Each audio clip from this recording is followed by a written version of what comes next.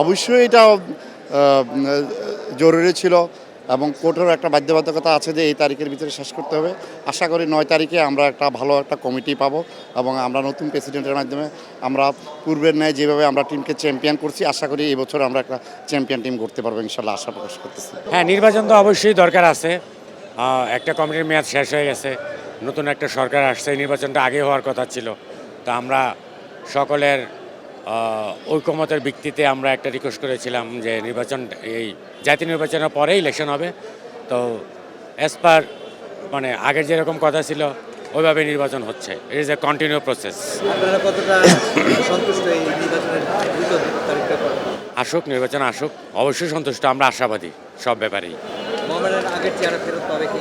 ইনশাল্লাহ, ইনশাল্লাহ মোহামেডান আবার পূর্বাবস্থা ফেরত যাবে ইনশাল্লাহ। দীর্ঘদিন পর পর একটা নির্বাচন হচ্ছে 9 মার্চে। তো আশা করি মোহামেডান ক্লাবে যা প্রবলেম ছিল, আশা করি যে ইনশাল্লাহ আগামী যে নির্বাচনে যারা আসবে বোর্ডে ভালোভাবে আসবে ইনশাল্লাহ। এবং এইটা যে ক্লাবের যে একটা ভিন্ন ঐতিহ্য ছিল, সব ক্লাব থেকে ডিফার করতে একটা ছিল মোহামেডান, সেই জায়গাটা পৌঁছাবে কি, ফিরবে কি? অবশ্যই মোহামেডান ক্লাবের ঐতিহ্য কোনোদিন মুছে যাওয়ার মতন না, আশা করি, এবং সেই ঐতিহ্য আগের মতন সুন্দরভাবে প্রস্ফুটিত হবে।